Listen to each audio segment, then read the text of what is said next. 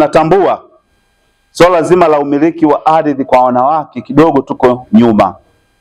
Naongea hivyo kwa sababu ni 28% tu ya wamiliki wa ardhi nchini ni wanawake.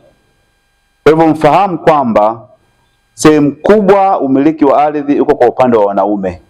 Hatuna shaka na hilo, lakini tunasema pale inapowezekana basi tuongeze hali ya umiliki wa ardhi kwa wanawake, ili kwa sehemu kubwa na nyinyi sasa muweze kumiliki ardhi.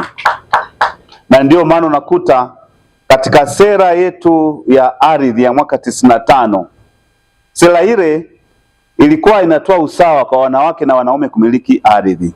Kama ilivyo katika katiba, kila mtu ana uhuru na haki ya kumiliki mali ikiwemo ardhi.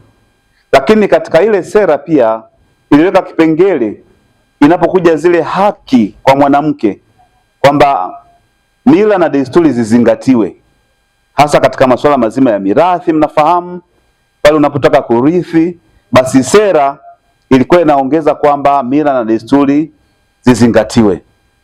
Lakini tukasema hapana, sera ile ilikuwa inaleta ubaguzi.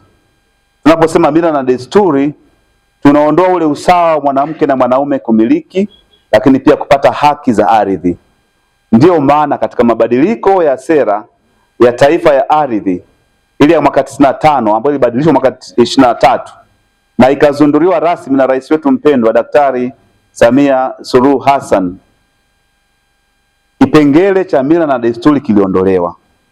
Kwa hivyo mwanamke na mwanaume wote wana haki sawa katika umiliki, lakini pia katika zile haki za ardhi ikiwemo urithi.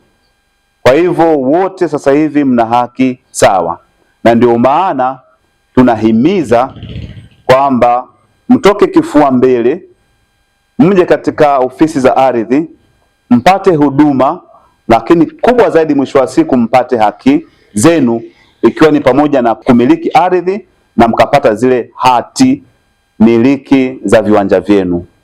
Kwa hivyo katika wiki hii nchi nzima tunafanya hili zoezi, mikoa yote, kutoa elimu, lakini kutatua migogoro, na kuna ambao mnahudumiwa ikiwa ni pamoja na kupimiwa kama ambavyo umeongea Shamim.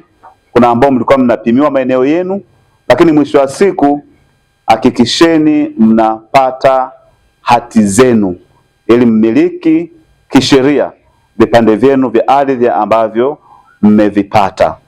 Kwa hivyo nitoe wito kote nchini kwa watendaji wetu wa sekta ya ardhi, kama ambavyo imeagizwa na Mheshimiwa Waziri, kuhakikisha kwamba tunawahudumia wanawake wote bila ubaguzi, na wanaume hatuwezi tukaacha kuwahudumia wanapokuja, lakini kama wakija mwanamke na mwanaume katika wiki hii, kipaumbele anapewa mwanamke.